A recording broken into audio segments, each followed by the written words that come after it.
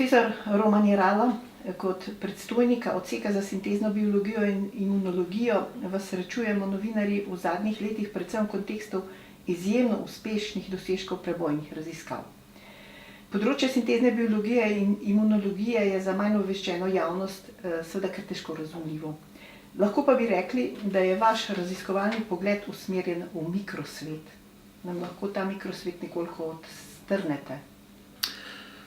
Mogoče je to posledica tega, da sem po izobrazbi kemik, torej zanima me, kaj se dogaja na tistem najbolj osnovnem molekulskem nivoju, potem pa seveda živa narava.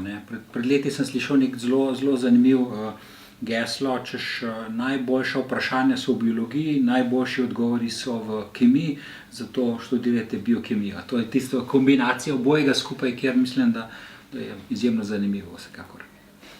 No, in ko bova videla še kasneje, najbrž ste na tem področju zelo uspešni. Ukvarjate se z nad vse pomembnim področjem, ki ga označujemo kot veda o življenju. To področje je tudi sami topiki raziskovanja v prihodnjih desetletjih, saj si človeštvo tu obeta v bistvu največ.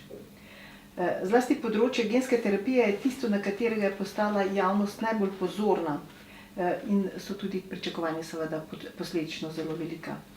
Kakšni so razlogi za to in kdaj so se te terapije v bistvu začele? Razlogi so najbrž v tem, da je večina bolezni v bistvu izvor v našem telesu. Torej, da določene celice, določeni geni ne funkcionirajo, določene proteini ne funkcionirajo v redu in potem pride do pojava bolezni.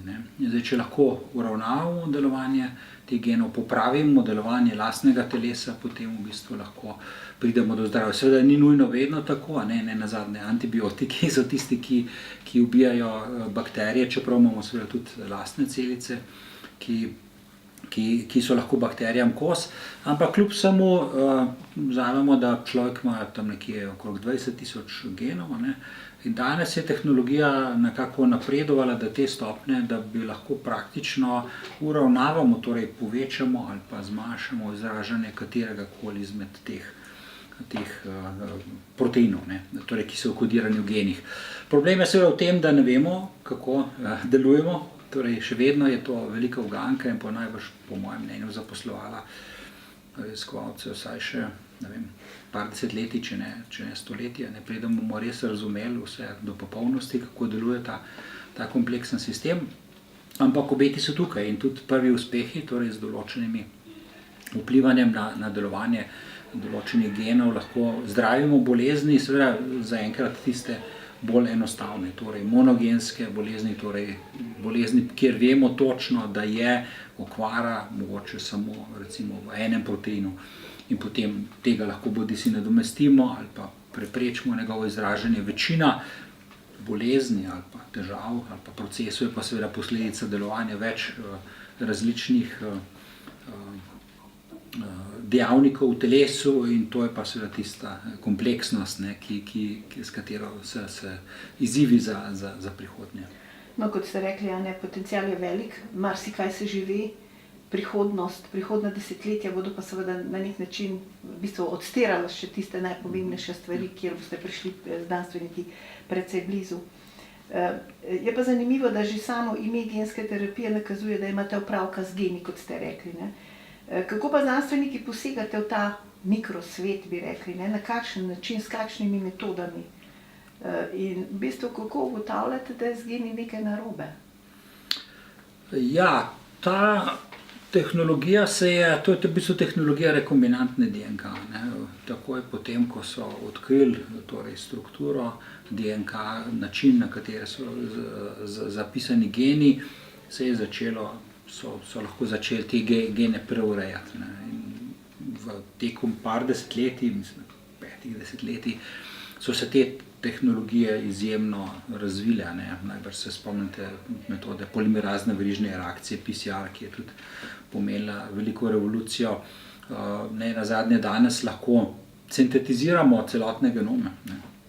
Celoten genom manjših bakterij je bil že kompletno sintetiziran, kar pomeni, da lahko ta zapis, ki je v naših celicah, popolnoma reprogramiramo. Ne. Seveda, če vemo točno, kaj delamo. Se pravi, tehnologija obstaja za drugo delo vprašanja, kako pa ugotovimo. Ne. Tukaj je pa seveda veliko dela, pri katerem sodelujejo od zdravnikov, genetikov, molekularnih biologov, ki z različnimi metodami študirajo, kje prihaja do napak danes, ko je tehnologija določanja zaporedi DNK izjemno močno razvita, seveda lahko je najbrž najlažja pot to, da enostavno določimo celoten genom, recimo pacienta, in na ta način identificiramo, kje je prišlo do kakšne mutacije. Mogoče se spomnite, mislim, da je kakšno leto nazaj,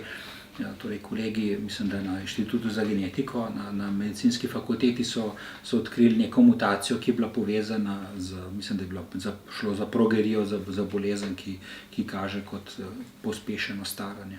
Torej, danes obstajajo tehnologije, s katerimi lahko določamo masovno celotne genome in lahko zelo relativno hitro identificiramo, če je prišlo do določenih sprememb. In delate popravke. Kakšne metode uporabljate? Popravki so pa nekoliko težji, ne? Predvsem, če govorimo za terapevtske namene. Ne? Danes ena od orodij, ki jih znanstveniki zelo veliko uporabljajo, je seveda, da ne študirajo tega na človeku, ampak na izoliranih celicah, na celičnih kulturah, ne nazadnje tudi na kakšnih živalskih modelih. Miši se zelo veliko uporabljajo v ta namen, ne, in so pripravili veliko število miši, kjer so imele mutacije, ki posnemajo neke določene človeške gene, ki so okvarjeni, in na ta način lahko dobimo dober model, kjer lahko napovedujemo res ugotovimo, a je res ta mutacija, sprememba, vzrok nastanka bolezni, in ne nazadnje lahko tudi preučujemo, kako to lahko popravimo. Ne.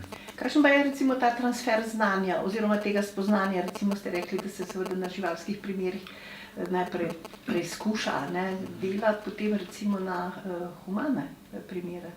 Ja, ta postopek je dolgotrajen, ne, ker ne nazadnje, če preden neko zdravilo lahko uporabimo za zdravljenje človeka, potem moramo biti zagotovi, da nima nekih stranskih učinkov, da deluje tako, kot je potrebno.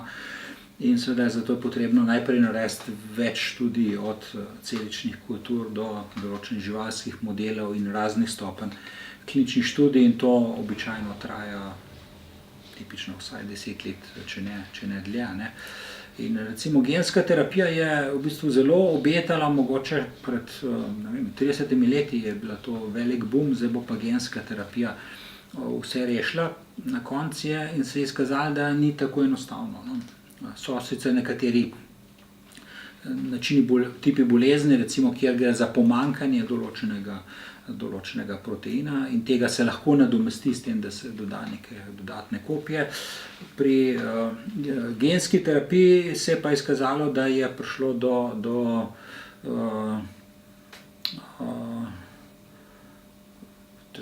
ne spomnim se točno, kaj bil primer, mislim, da so nekateri pacienti celo umrli in je prišlo nekako do zastoja pri tej tehnologiji. Problem tega je, ker pri genski terapiji vnašamo nek nov dedni zapis v celice, in to se običajno vnaša z virusi, ki pa se vgradijo precej naključno v genom. Ne moramo dobro kontrolirati, kam se bojo vgradili. Ne? In če se vgradijo na napačno mesto, ali pa če recimo sprožijo neki imunski odziv, potem lahko mogoče celo poslabšamo bolezen. Ne.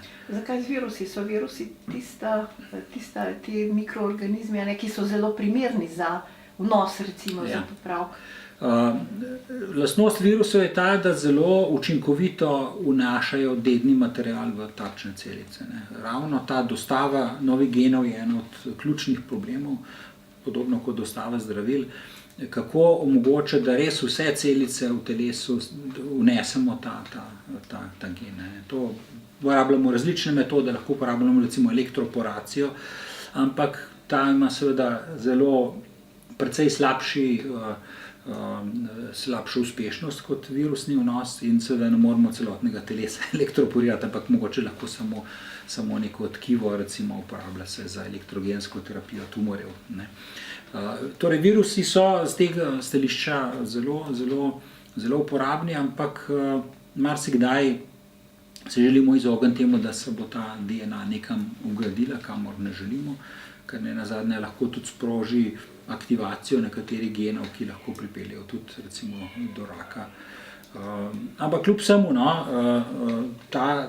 zdaj mislim, da je genska terapija dobila nov zagon, ne, zato ker je bilo nekaj takih primerov, kjer se je pokazalo, da res izjemno dobro deluje, kot recimo pri imunoterapiji raka, kjer ravno tako z retrovirusi vnašajo spremenjene receptorje, ki potem prepoznavajo tumorske celice.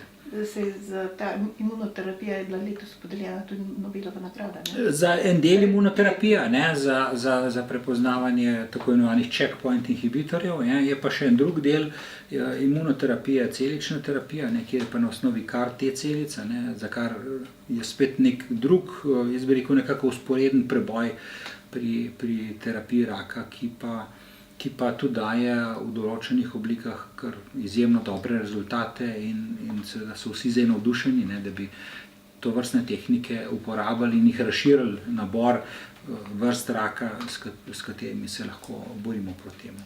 No, letos, te dni smo ravno v Sloveniji praznovali 30-letnico, ne, prvič, kar so hematologi naredili, začeli zdraviti z matičnimi celicami, ne. To je bil tudi en velik uspeh. Ja, vsekakor, ja, seveda, da Slovenija je pač šla v koraku za tistimi zelo naprednimi, ne, časom. Profesor, ampak ga ne pozabiva omeniti recimo glede metod, ne, s katerimi popravljate ali spreminjate gene, ne. Zadnji leto, dve, mogoče je zelo veliko obetov ta metoda CRISPR-Cas9, ne. Ja. Nedvomno, to sem želel seveda prihraniti za drugi del, absolutno. To pa je metoda, ki je tudi zelo revolucionirala, ne. To je metoda, s katero pa lahko bolj natančno popravljamo spremembe, bolj natančno vgrajujemo. Prej sem omenil, da se virusna DNA lahko gradi večinoma precej naključno, medtem ko če uporabimo metodo CRISPR, ne, ki pa omogoča, da se tačna DNA cepi spet na nekem točno določenem mestu in da se potem bodisi neželen gen inaktivira, se ga spremeni, se njegova aktivnost poveča, zmanjša, torej možnosti, variant te metode CRISPR je izredno veliko, ne, čeprav tudi pri CRISPR velja tako, da je še vedno eden od problemov vnos v celice, zato se pogosto spet uporablja nek virusni vnos, čeprav se razvijajo tudi druge metode, s katerimi lahko se, torej ne uporabimo virusa, ampak ta kompleks CRISPR vnesemo na kakšne druge metode, recimo spet z raznimi nanodelci ali pa z vezikli, v katere so zaprti ta encim in RNA, ki usmerja te Cas9 škarje na točno želeno mesto. Se recimo potem te popravki recimo gena, ne, obolelega ali pa tisti, ki se napak izraža, ne, potem tudi dedno prenaša, to, kar ljudi na nek način kar zanima, ne? Ja. Trenutno je konsenz v svetu, da se uporablja samo spremembe, ki se ne prenašajo dedno v naslednjo generacijo, ne. Kar je še vedno lahko zelo uporabno za terapijo, ne. Torej, če recimo spet lahko s pomočjo CRISPR izbijamo gene za proteine, ki zmanjšujejo delovanje te celic pri imunoterapiji raka, lahko izboljšamo rezultate in to je za tega pacienta zelo pomembno. Je pa seveda omejitev, da je treba biti pa posebej previden, če gre za spremembe, ki bi se prenašale v naslednjo generacijo, ker moramo takrat res točno vedeti, kaj želimo, da slučajno naredimo še neke dodatne škode. In seveda tukaj se odpira neka Pandorina skrinjica evgenike, ne, načelno, če lahko nekaj spremenimo, zmanjšamo odpornost na neke bolezni, kaj pa naslednji korak, potem bo pa nekdo želel imeti, ne vem, določeno barvo oči, pa mogoče boljša inteligenca, višina in podobno, in tukaj je pa najbrž področje, v katero pa mislim, da najbrž ne želimo iti. Samo znanost gre svojo pot, ne, najbrž. Ne? Tehnologija gre svojo pot, ni pa tako, da je to neizogibno. No. Jaz mislim, da družba se lahko samo odloči, kaj je sprejemljivo, kaj ni sprejemljivo. Ne. Glede teh dednih sprememb najbrž tudi aludirate na nedavno kitajsko poročilo o Kitajskem, kjer pa so spremenili torej dedni zapis v potomce oziroma v deklice, ki so se rodile. Ne. In zdaj beremo, da so že ponovno, imajo že naslednji primer. Ne? Nima naslednji primer, ampak isti znanstvenik, ki je bil deležen velikega obsojanja, torej ni bilo šlo samo za 2 primera, ampak je še eden na poti, ampak to je velja iz istega kroga. Ravno danes smo pa spet brali, da so tega znanstvenika torej odpustili iz službe, da je v nekem hišnem priporu, skratka, da so bile kar močne konsekvence. Poslušajte, ti načini, ne, ti posegi, to zdravljenje, bova rekla, ne, so zaenkrat še zelo dragi. Ne. Pa me zanima, prvič, zakaj so toliko dragi in koliko je tu se vmešala recimo tudi farmacevtska industrija oziroma se zanima za to? Ne? Ja, dragi so zato, ker so to individualizirani pristopi. Seveda je razlika, če morate vzeti iz pacienta njegove celice, jih izolirati, spremeniti, gojiti, namržiti in potem spet vnesti v pacienta. Seveda to je dražje, kot da pacientu daste isto tableto, ki je uporabna tudi za milijon drugih. Tak pristop enostavno nikoli ne more biti poceni. Čeprav se strinjam s tem, da sedanje cene so seveda izjemno visoke, nedosegljive. Govorimo o redu velikosti $500,000 evrov za terapijo enega pacienta, kar je mislim, da je nedosegljivo za veliko večino ljudi na svetu. In jaz mislim, da so možnosti, da se ta terapija, da se cena zmanjša. Seveda je tudi farmacevtska industrija videla, da je to prihodnost, da je to področje, pri čemer jaz mislim, da težko bi rekel, da farmacevtski industriji zle namene pripisujemo, ne nazadnje, oni razvijajo zdravila, ki rešujejo življenja in olajšujejo trpljenje, seveda imajo pa zraven tudi komercialni interes, ker so to pač podjetja. Ja, se večina svetovne industrije farmacevtska je v privatnih rokah. Je v privatnih rokah, absolutno. Tako da daleč od tega, da bi rekel, da so to dobrodelne ustanove, po drugi strani jih pa tudi ne bi mogel enačiti, da so pa to zdaj neki hudiči. Ampak mislim, da je tukaj seveda možnosti, pa jaz mislim, da je dolžnost najbrž tudi družbe, da stimulira raziskave za to, da to vrstne terapije naredijo cenejše. Recimo ena od možnosti je ta, da namesto, da bi bilo potrebno vzeti celice iz samega pacienta, bi lahko pripravili univerzalne celice, ki bi lahko bile primerne za uporabo, pa če ne za vse ljudi, pa vsaj za recimo veliko število ljudi. Pa če pripravimo mogoče recimo 50 takšnih različnih celičnih linij, bi pa s tem lahko pokrili kar mogoče veliko število pacientov, recimo vsaj v Evropi, in potem mislim, da bi taka terapija lahko bila kot prvo cenejša, bolj dostopna, kot drugo pa ne nazadnje tudi bolj učinkovita, zato ker bi jo lahko hitreje uporabljali, ko je pacient na neki določeni stopnji, mogoče ne bi bilo potrebno čakati, da pride do res takega ekstremnega stanja, da je to zadnji izhod, da nič druga ne pomaga. In jaz mislim, da taka terapija bi najbrž bila lahko tudi varna, ker recimo kar te celice, terapija je po eni strani izjemno učinkovita, po drugi strani je pa kar precejšnje število pacientov, kjer se ni končalo v redu, zato ker te celice so izjemno aktivne in lahko dobesedno ena celica lahko ubije človeka. Te vaše raziskave so seveda bazične in kot take bazične, pravijo znanstveniki, ponujajo tudi največjo uporabno vrednost.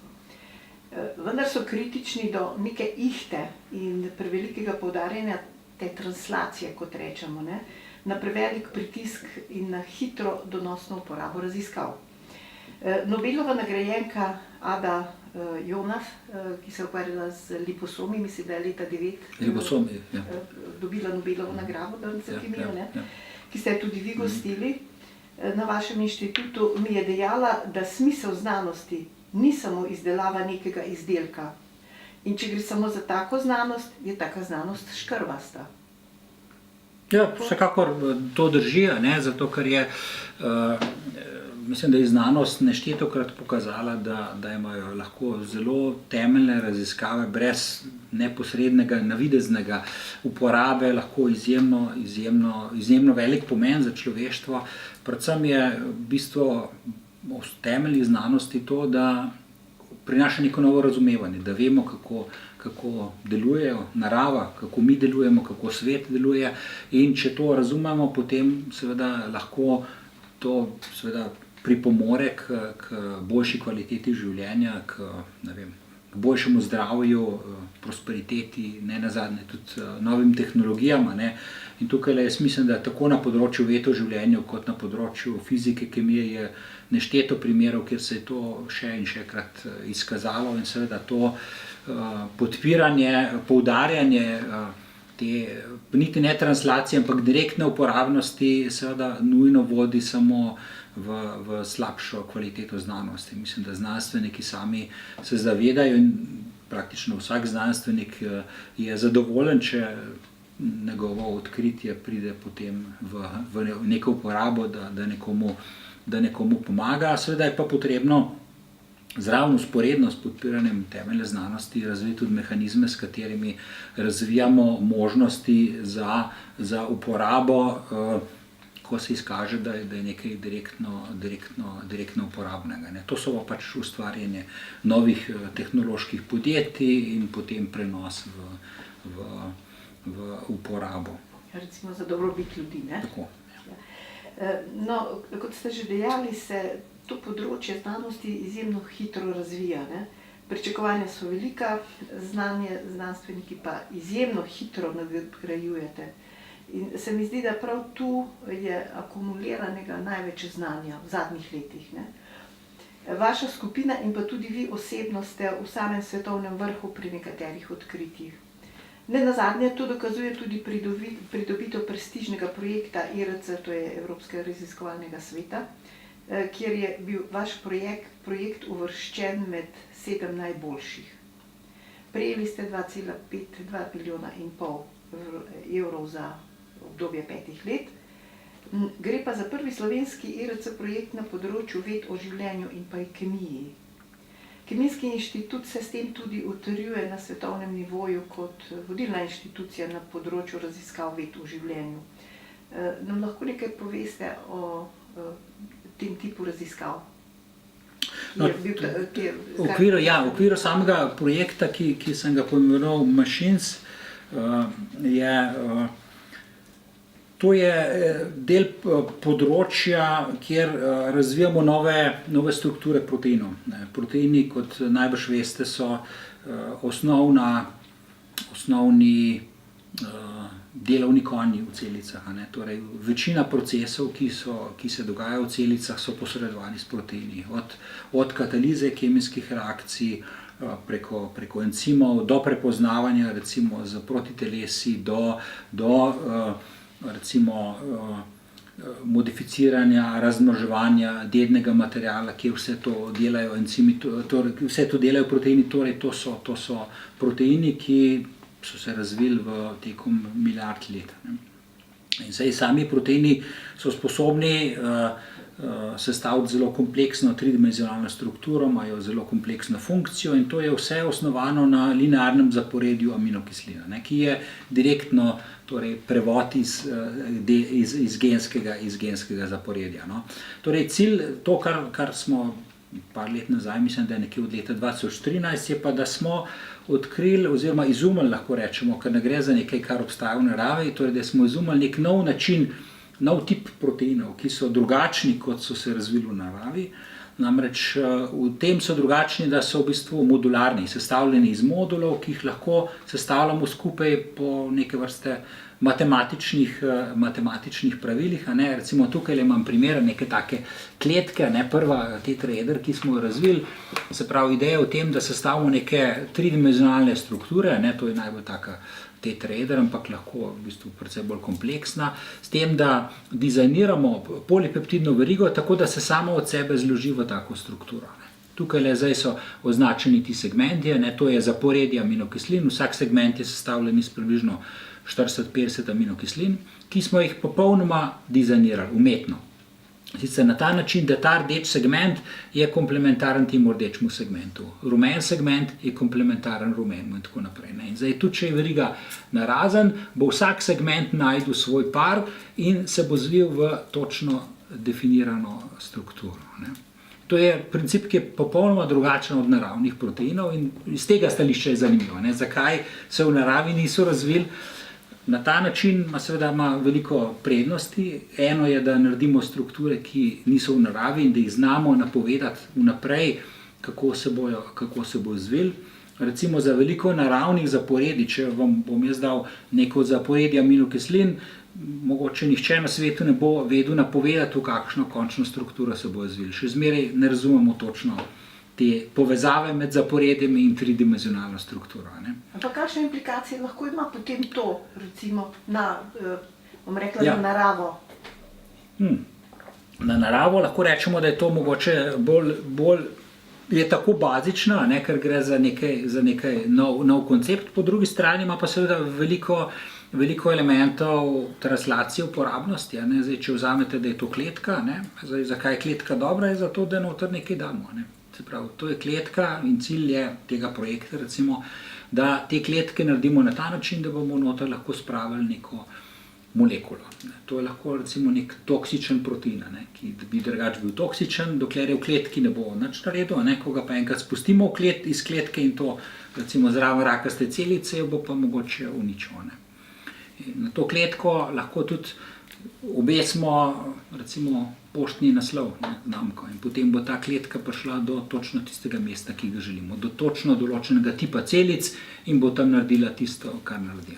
Se pravi, v prihodnosti recimo neko X možnosti uporabe? Možnosti uporabe od dostave zdravil do enkapsulacije encimov, do zaznavanja senzorjev, teranostike, torej zaznavanje in zdravljenje, do molekulskih strojev, recimo nek končni cilj pa je, da naredimo, da ne bo struktura samo taka rigidna, ampak da jo se bo lahko spreminjala, da bo mogoče se premikala. V celici imamo veliko molekulskih strojev, nenazadnje naše mišice se premikajo s pomočjo molekulskih strojev, ki se premikajo in ti so sestavljeni iz proteinov. Zdaj, tukaj gre za nek popolnoma od začetka ab initio dizajn, na osnovi katerega pa marsikdaj lahko naredimo racionalno nekaj, kar ima mogoče neke boljše lastnosti kot nekateri recimo naravni proteini. Lahko recimo to potem podre, recimo to naravno osnovno strukturo?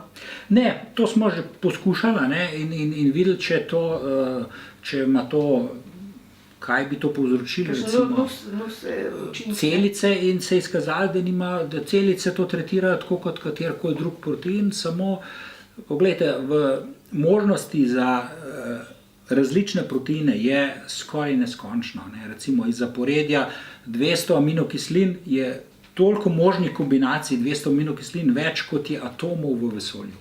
Kar pomeni, da narava na noben način ni mogla vseh možnosti preskusiti, ampak samo en omejen del. Temu marsikdaj reče tudi temna snov narave. Se pravi, proteini, ki se niso v naravi nikoli preskusili, ampak z nekim racionalnim načrtovanjem pa lahko naredimo nekaj druga, kar zaradi evolucije pač slučajno se ni naredilo, in lahko računamo, če razumemo, kako je to dizajnirano, da bo boljše. Tudi recimo avto lahko naredimo, da je dober, samo zato, ker vemo točno od vsakega vijaka naprej, kako ga naredimo. Če pa avto popravljamo, že narejen avto, imamo seveda lahko samo omejene možnosti in ne razumemo točno, kako deluje, potem ga ne bomo znali izboljšati. Če pa štartamo iz temeljev naprej, potem pa računam, da lahko Seveda to je, jaz ne vem točno, kam nas bo pripeljala ta tehnologija.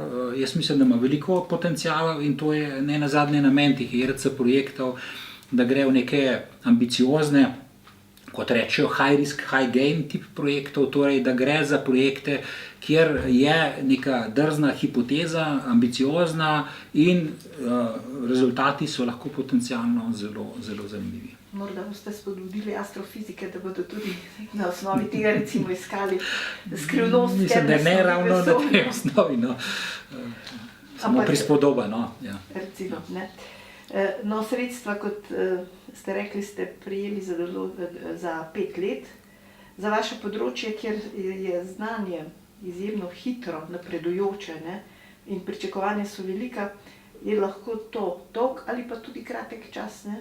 Zdi se namreč, da mnogi raziskovalni centri po svetu na področju prav ved o življenju silovito napredujejo. Gotovo imate z njimi mnoge kontakte. Seveda, spremljamo, kaj se dogaja po svetu, ne nazadnje preko literature, tudi sodelujemo z veliko različnimi raziskovalci. Ja, kot ste rekli, po pravici povedano, ne vem, kaj bom delal čez 5 let. Približno smer raziskav je takšna, ampak seveda ERC projekt je ena velika odlika teh tipov projektov, je, da da veliko svobode raziskovalcem. Tu ni tako, da moram točno napisati časovnico, 3. leto, drugo polovico leta bom delal tole in tole. Smeri raziskav in če se izkaže, da je neka smer bolj produktivna, grem lahko seveda v to smer in noben me ne bo terjal, zakaj pa nisem naredil točno tega, kar je pisalo, ampak dejansko so ti projekti osnovani na osnovi zaupanja raziskovalcem, da zaupajo raziskovalcem, ki imajo nek dober projekt, ki so se že izkazali ne nazadnje v preteklosti, da bodo usmerjali svoje raziskave v to smer, da bodo prišli do recimo vznemirljivih odkritij. In dejansko to področje ved o življenju se res izjemno hitro razširja. Pred par tedni se spomnim, da sem bral nek članek, kjer so govorili o tem, kako da velika odkritja znanosti so mimo, da nič več ni odkritega, ampak vsaj na področju ved o življenju mislim, da je ravno nasprotno, da se res z izjemnim tempom razvija, so tudi zelo taka ne nazadnje odkritja, kot recimo reprogramiranje matičnih celic, potem recimo CRISPR tehnologija, novi pristopi k imunoterapiji raka in še več takšnih, ki kretujejo, recimo, ki potekajo. Torej, jaz bi rekel, da so to kar zlati časi za to področje. Profesor Jerala, vam gre tudi zasluga, da ste izobrazili vrsto izjemno uspešnih mladih znanstvenikov, s katerimi ste najprej dosegali odlična mesta na mednarodnih tekmovanjih, ne. To je vsekakor naporno in pa zahtevno delo, saj že sam izbor mladih, ki naj bi bili sposobni recimo za raziskovalno delo in pa timsko delo, zahteva posebne veščine. Ja, jaz bi rekel, da je to kar ena od boljših odločitev, no. Leta 2006 odločitev, da začnemo sodelovati na tem tekmovanju, ker je bilo to ne nazadnje čas, ko o sintezni biologiji v bistvu nisem veliko vedel in tudi ni bila še toliko razvita, ne, na tem področju. Po drugi strani je bil pa tudi to nek eksperiment, ne, da gremo na ta način, da poskušamo pritegniti zelo motivirane študente k raziskovalnemu delu in ti projekti so bili za nas zelo dobri. Predvsem zato, ker smo se seveda uveljavili na tem področju, tudi smo si naredili neko ime na področju sintezne biologije. In seveda zato, najbrž, ker smo dobili usposobili veliko število, kot ste rekli, zelo sposobnih, motiviranih mladih raziskovalcev, ki se tudi še danes napajajo, tudi naše laboratorije, pa ne samo naše, ampak tudi druge v Sloveniji, v industriji, pa nekateri seveda tudi po svetu. Tako da, in seveda, eden od pomembnih rezultatov je pa seveda to, da smo iz tega naredili zelo dobro znanost, da je iz tega išlo cela vrsta zelo dobrih, kar bi rekel, pomembnih znanstvenih odkritij. Kakšne osebnostne lastnosti pa naj bi po vašem imel dober znanstvenik? Ja, Veliko, absolutno je seveda pomembna inteligenca, torej sposobnost domišljije, torej kreativnost je zelo pomembna za povezovanje mogoče različnih področij, prenos različnih konceptov, inventivnost. Zelo pomembno je seveda trdo delo, motivacija, to je izjemno pomembna, torej kot je Einstein rekel, 10% inspiracije, 90% perspiracije, to brez velikega investicije časa in energije ni rezultatov. Sposobnost seveda tudi dela v timu. Tisto, kar jaz bi rekel, recimo za naše konkretno, jaz mislim, da je ena od velikih prednosti, da povezujemo zelo širok nabor tehnik in tudi interdisciplinarnih pristopov. Torej od teoretičnih konceptov, po eni strani tudi matematika, do modeliranja na atomskem nivoju, preko raznih biofizikalnih pristopov, strukturne biologije, pa ne nazadnje do medicinskih aplikacij. In ravno to povezovanje teh različnih področij, jaz mislim, da je zelo produktivno na splošno, ne samo pri nas, ampak tudi v svetu. Timsko delo, ker danes ni več v taki razviti znanosti in povezani, ni več toliko samohodcev. Ja, po drugi strani timsko delo že, po drugi strani je pa kljub samo, pogosto so pa ideje individualne, ne pridejo kar same od sebe, ampak mora biti nekdo, tako da moram reči, da posebej cenim mogoče tiste dosežke, ki so taki, da rečeš, wow, to je pa res taka ideja, da je mogoče še 10 let se nihče ne bi spomnil. To je zanimivo, recimo nekateri pravijo, da nekaj recimo tega Aspergerjevega sindroma bi mogel dober znanstvenik imeti, ampak seveda ne gre tu zdaj za patologijo, Ja. Ne vem, če bi se ravno strinjal z Aspergerjevim sindromom. Vsekakor gre za neke posebne ljudi, to ni dvoma, pa ki so daleč od mogoče nekih takih stereotipnih, nekoliko norih znanstvenikov, introvertiranih in podobno. Mislim, da to sploh ni povezano s tem. Znanstveniki so pogosto zelo emocionalni, zelo čustveni. Jaz mislim, da je ta emocionalnost kar precej pomembna. Ker če res ne delaš z neko strastjo dela, potem jaz mislim, da manjka neke motivacije, manjka tisto, kar zagrizenosti. Jaz mislim, da je to res ena taka kvaliteta pomembnega znanstvenika. In ne nazadnje tudi to, da mogoče si pripravljen še nekaj več.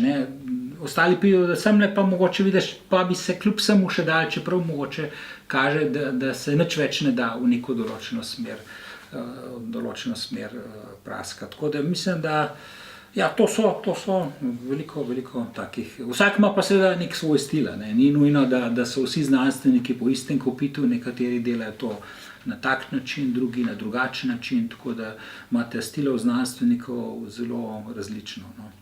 Je pa nekaj zanimivo, ravno ta Jomasova mi je rekla, mislim, tako med vrsticami, ko sem govorila z njo, da je dober znanstvenik na nek način včasih mora biti tudi disident, kot se rečemo.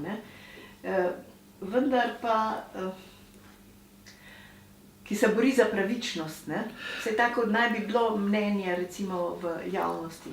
Jaz ne bi rekel, da je pravičnost disident, v tem smislu, da mogoče se bori proti nekim klišejem ali pa proti neki sprejeti predstavi tudi v znanosti. V znanosti pogosto je v bistvu to zelo naporno, precej lažje je plavati s tokom, mogoče raziskovati v podobni smeri kot ostali. Marsikdaj so odkritja tako rekoč v zraku in je dejansko samo vprašanje, kdo bo hitrejši, kdo ima več nenazadnje opreme, več ljudi sposobnih, ki bodo hitro se lotili določene zadeve.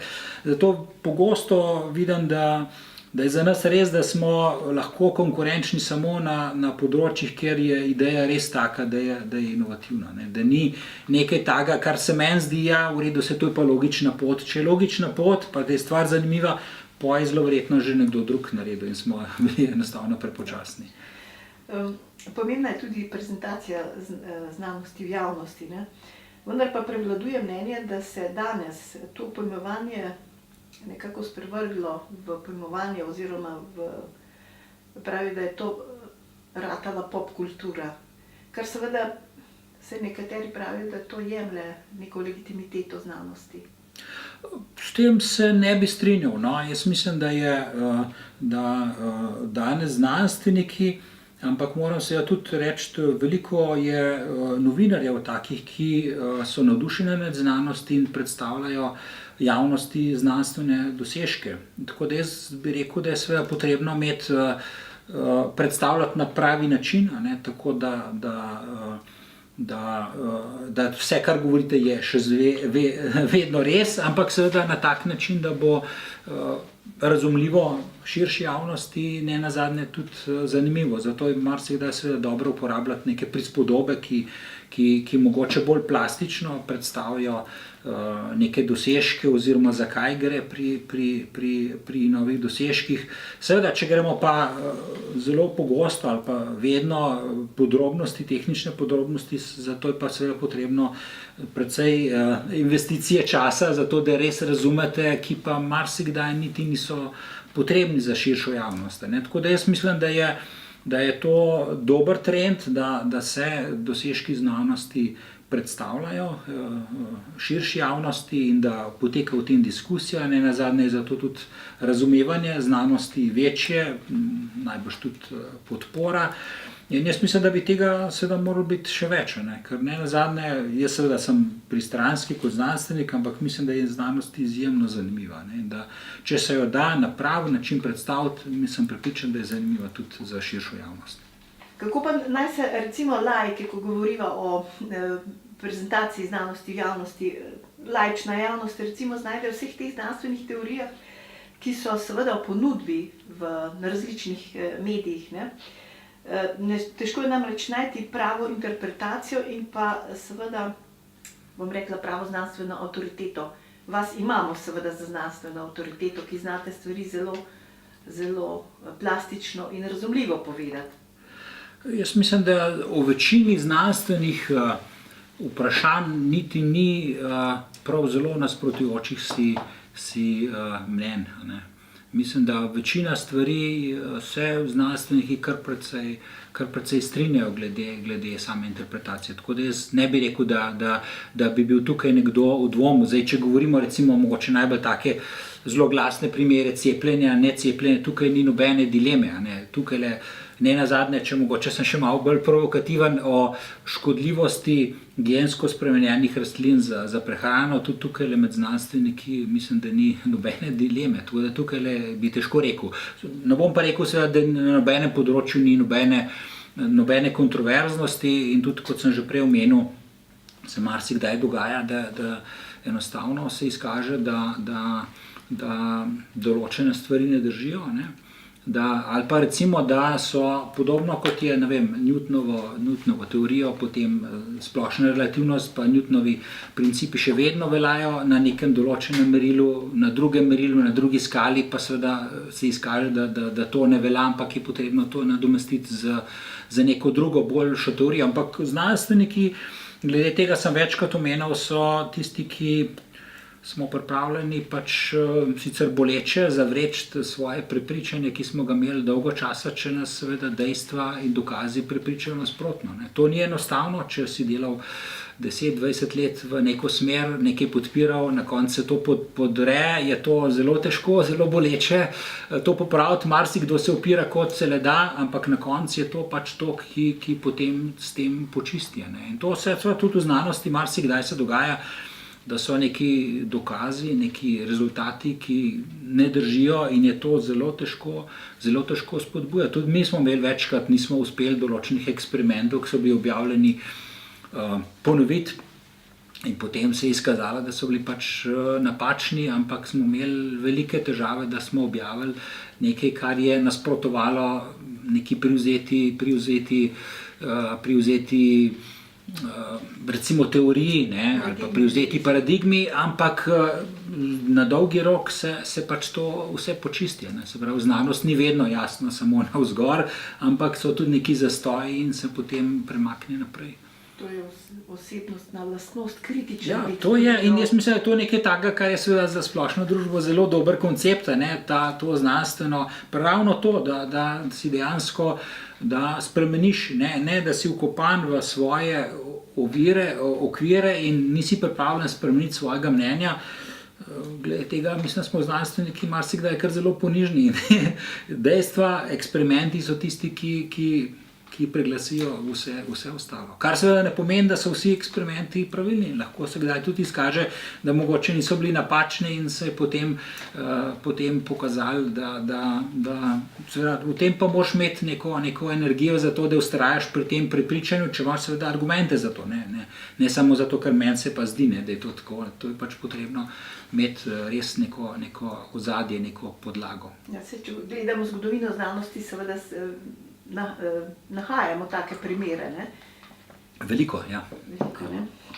Profesor Jerala, ste tudi med tistimi intelektualci, ki se javno oglašate in pa zauzemate, da bi postala znanost strateška prioriteta razvoja. To spoznanje bi moralo postati stvar družbenega konsenza in seveda predvsem politike. Ne? Znanstveniki ste že vrsto let finančno podhranjeni, pri nas, v Sloveniji, posledice pa so vedno hujše. O tem ste pred nedavnim pisali tudi predsedniku vlade odprto pismo, podpisali pa ste ga dobitniki projektov ERC, to je Evropskega raziskovalnega sveta, torej najuspešnejši znanstveniki. Kakšen je bil učinek recimo tega vašega javnega pisma? Nič. Torej učinka ni bilo. Jaz mislim, da smo podpisali z namenom za to, da recimo spodbudimo neko ambiciozno, ne zato, da bi iskali privilegije zase, ampak zato, da bi motivirali zadnje odločevalce za to, da se investira več, da tudi Slovenijo dvignemo na nek višji nivo znanosti in s tem tudi višji nivo tehnologije, dodane vrednosti, zdravja in vsega ostalo. To je vse direktno povezano s tem. Tukaj ne gre za neke velike vsote, celotna ARRC ima mogoče 160 milijonov letno proračuna, kar je seveda majhen delež v primerjavi z številnimi drugimi izdatki, ampak in tukaj bi bilo seveda potrebno imeti nekega sogovornika, ki bi ocenil, da je to pomembno. Jaz kot znanstvenik seveda sem mnenja, da je znanost pomembna in ne nazadnje mislim, da ERC je pač nek simbol, ne nazadnje lahko rečemo mirno, svetovno priznan, vsaj evropsko priznano kvaliteta in zato smo pač se zbrali skupaj raziskovalci in upali, da ima to neko avtoriteto, ampak žal očitno, da ni sogovornikov, ki bi bili prepričani v to, ampak težko rečem, kaj razmišljajo, ampak najbrž, ne morem drugače reči, mogoče na kratki rok. In očitno ni neke želje po nekem...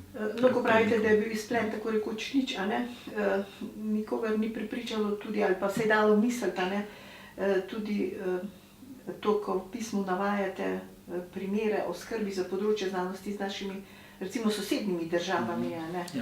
In te primerjave so skoraj neverjetne. Ja, mislim, predvsem za res take, mislim seveda, da lahko tudi vedno rečemo, najdemo primere v znanstveni sferi, ko bi lahko naredili bolje in tako naprej, vsekakor moramo tudi pred lastnim pragom pomesti, ampak seveda brez, da bi bila neka podpora, dodatna podpora, pa pač to ne gre. In tukaj jaz mislim, da se enostavno, če delamo, kot bi rekli, business as usual, ne bo šlo naprej. Vsekakor ne v dobro smer. Vedno najdemo seveda tudi primere, ki so bistveno slabše. Tukaj lahko kar cel Balkan pogledamo, kjer vidimo, da je to še bistveno slabše. Zadnjič sem slišal, da so v Srbiji že 10 let niso imeli razpisov za projekte, ampak kar enostavno vrtijo naprej tiste projekte, ki so imeli nekoč odobrene. In jaz mislim, da niso to tiste države, s katerimi bi se radi primerjali. Če pa pogledamo, recimo Avstrijo, pa vidimo, da je tukaj le ambicija in izjemna ambicija. In Avstrija, s katero smo se mogoče lahko pred par desetletji še nekako primerjali, nam je zdaj, saj kar se tiče znanosti, ušla daleč naprej. No, seveda, vi sploh, ko raziskujete na tem področju, ko smo rekli, ved o življenju, ki so vodilne ali pa bodo vodilne v tem stoletju, ne samo v nekaj naslednjih let. Ne.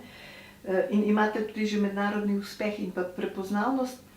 Pa me zanima, kako boste v takih razmerah vzdrževali to kondicijo še naprej?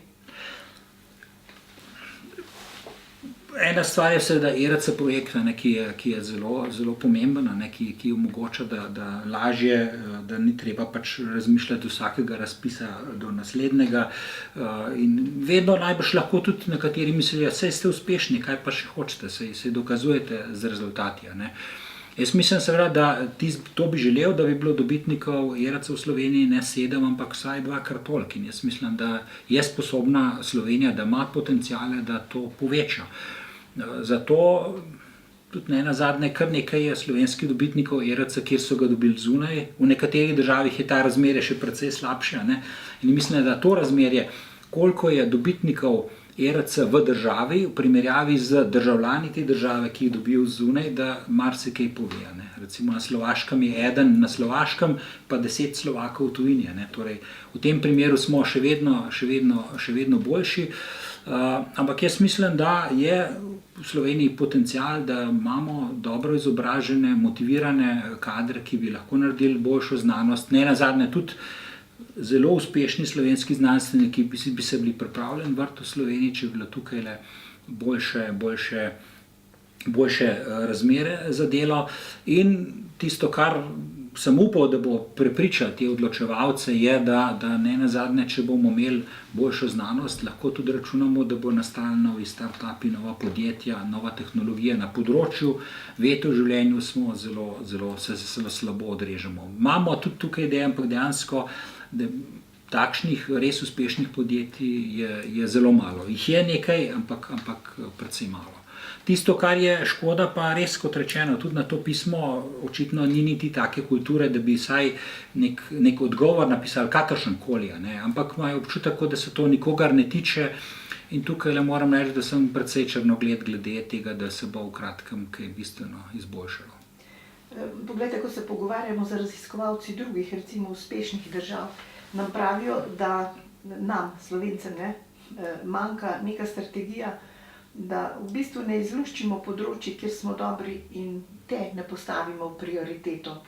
In menijo, da princip deljenja denarja vsakemu malo, da so vsi zadovoljni, da nima prave perspektive. Kakšno pa vaše mnenje? Glede prioritet imam nekoliko drugačno mnenje. Namreč, če pogledamo spet Avstrijo, kaj so v Avstriji ugotovili? Podpirati najboljšo znanost. In to so najboljši znanstveniki.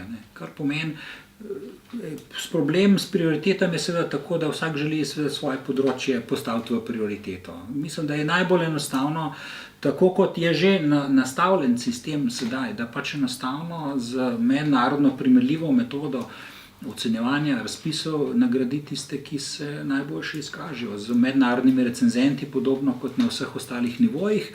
Jaz mislim, da je vsakemu potrebno dati priložnost, da se izkaže. Če se izkaže, se bo da seveda še več in tako naprej po stopnjah. In to je to. Če bomo določali prioritete, potem je vedno je vprašljivo, kdo bo tisti, ki bo določil prioritete. Zdaj, če govorimo o gospodarstvu, v redu, ampak to je potem že razvoj, to ni znanost. Ne nazadnje tudi jaz lahko povem iz naše skupine raziskovalne, sigurno več kot 10 doktorjev, ki so jih z obema rokama zagrabili v Leku, ki je danes zelo uspešna firma. In jaz sem samo vesel, seveda, da so dobili mesto, ampak nedvomno so tudi z znanjem in ne nazadnje tudi s pristopom do raziskav, ki so ga pridobili med delom v naši skupini, sem prepričan, da odlično upravljajo svoje delo. In ne nazadnje tudi vzgoja vrhunskih kadrov je tisto, kar je zelo pomembno. Ja, saj je recimo to določanje prioritet nekje z vrha, kot pravijo Nemci von oben herab, najbrž se resnično ker meritorira potem nekdo, ki seveda ni v samem procesu. Ja, tako je. Če nekdo določi prioritete, zakaj pa, mogoče pa nimamo nobenega na teh prioritetah. Jaz mislim, da vsekakor, da glavno merilo je po mojem mnenju pač dobra znanost, ki je seveda mednarodno dokazana, preizkušena, preverjena, in potem sem prepričan, da bo tudi primerni rezultati. Slovenija je vsekakor premajhna znanstvena skupnost, da bi lahko pokrivala vsa področja, so pa na nekaterih področjih, smo pa očitno boljši. Nenazadnje tudi ERC so na nekaterih področjih dobili, ampak seveda vključno od družboslovja, fizike do strojništva, torej je precej, seveda, poleg teh, jaz mislim, da je veliko še drugih zelo dobrih slovenskih znanstvenikov, za katere seveda tudi upam, da bodo dobili dodatna sredstva, ampak to vedno vsi poudarjajo, osnovno podporo temeljnih raziskav mora vsaka država poskrbeti zase. Ne računati, da bo to prišlo iz Evrope, ker enostavno, če bomo čakali, da bo prišlo iz Evrope, potem nikoli ne bomo prišli tja, zato ker bo konkurenca taka, da samo z lastnimi sredstvi ne bomo dobili dovolj dobre znanosti, da bi potem prišli konkurenčni evropskemu boju. Pred dnevi je bila tudi javna razprava v pristojnem odboru Državnega zbora o vlogi in pomenu znanosti kot družbeno in razvojno najbolj relevantnega področja. Ste prisostvovali, pa me tudi zanima, kakšen je bil izplen. Težko rečem, kakšen izplen. Precej raziskovalcev je bilo prisotnih, ampak jaz se bojim, da smo ponavljali ene in iste stvari, ki smo že 100-krat povedali, se že 100-krat slišali. Mogoče vsakič nekdo pove malo nekoliko drugačen vidik strani ministrstva, so bile spet podobne obljube o prioritetah, po drugi strani pa zdaj slišimo napovedi, da bo znanost tisti del, ki bo izgubil v tem rebalansu proračuna, torej ni neke povezave. Seveda tudi strani poslancev ni bilo nekega pretiranega interesa za to razpravo. Poglejte, še tole me zanima. Vsi razvojni koncepti opozarjajo, da že prihajamo v obdobje tehnološke revolucije 5.0. Zdaj smo skozi govorili o 4.0, že prihaja 5.0, ko bo tehnologija v povezavi s človekom popolnoma spremenila družbo. Si mi lahko dovolimo, da ne bomo sledili razvoju in dogajanju in se bomo seveda znašli globoko na obrobju, kjer bo premik težak. Ja, jaz upam v interesu tudi mojih in naših potomcev, da ne, zato ker to ni država, v kateri bi zelo radi živeli. Vedno lahko rečemo, saj smo tako majhni, pa tako majhna niša, pa bomo, ampak žal, če ne bomo imeli uspešne tehnologije, uspešne znanosti z visoko dodano vrednostjo, potem si bomo tudi lahko privoščili slabšo kvaliteto življenja. Tudi Švica ni Švica samo zaradi lepih hribov, ampak je zato, ker ima zelo dobro napredno tehnologijo, eno vrhunsko farmacevtsko industrijo in še drugo tehnologijo, ki so jo uspeli razviti, in Švica, lahko omenim, da smo pred kakšnim tednom gojili predstavnico švicarske agencije za raziskave, in to moram res pohvaliti ARRS, ker so uspeli skleniti sporazum švicarsko, tako da bomo skupaj projekte prijavljali, kar pomeni, da bodo evalvirani bodisi na naši strani ali pa švicarski strani, in potem bodo te skupne kolaborativne projekte obe agenciji financirali. Ampak Švica, če primerjamo tukaj le 160 milijonov, Švica daje milijardo evrov za raziskave. Švicarski znanstveniki so izjemno uspešni, izjemno internacionalizirani, na ERC projektih so izjemno uspešni, ampak seveda to temeljno znanost oni prenesijo potem tudi v tehnologijo, kliniko, uporabo in tako naprej. Švica je seveda zgled glede investicije znanosti, ne samo investicije v turizem ali pa lokalno infrastrukturo in podobno.